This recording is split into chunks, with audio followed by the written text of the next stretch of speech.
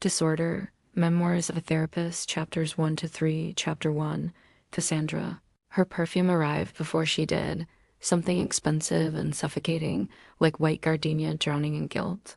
She stepped into my office wearing high heels too sharp for someone so hollow. Cassandra Willoughby, 49, ex-Socialite, richer than rich, and reportedly suicidal. Though what she carried wasn't the threat of death so much as the absence of living. "I don't know why I'm here," she said, sitting on the edge of the couch like it might bite. "You don't have to," I replied, folding my notebook open. "Not yet." She blinked once, thick lashes coated in designer indifference, and looked out the window. Her eyes stayed there, locked on a world she didn't recognize anymore. I've seen trauma. I've cataloged it, diagnosed it, written papers on it, but this was new, not just Cassandra.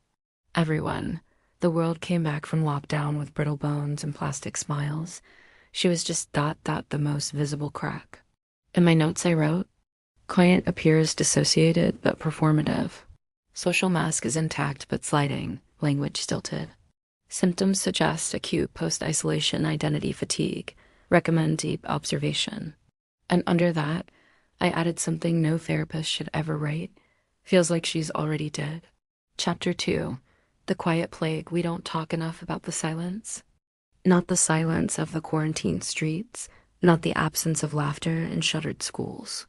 I mean the silence inside people now, their inability to finish a thought, or hold a gaze, or sit in a room without grabbing their phone like it's a crucifix. Social distancing didn't just protect bodies, it rewired minds. By the time Cassandra returned for her second session, she'd traded her designer coat for a hoodie 2 sizes too large. Her hair was unbrushed, no makeup. She looked more real and more haunted. "I tried to meet someone," she told me, "on an app.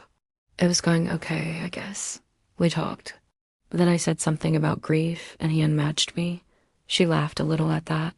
"The bitter kind." "Grief doesn't trend," I said quietly. She stared at her hands. Her fingernails were bare now, cut short. The trophy wife armor was peeling. "I don't even know what I'm supposed to be anymore," she whispered. "Wife? Woman?" I changed everything about me, and I still can't stand the sound of my own voice.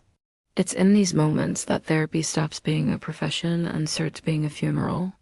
Chapter 3. The Children of the Internet. The third session began with no eye contact. Cassandra curled into the corner of the couch, arms around her knees.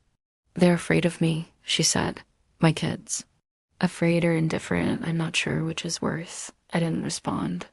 Just let the silence grow legs and walk around the room.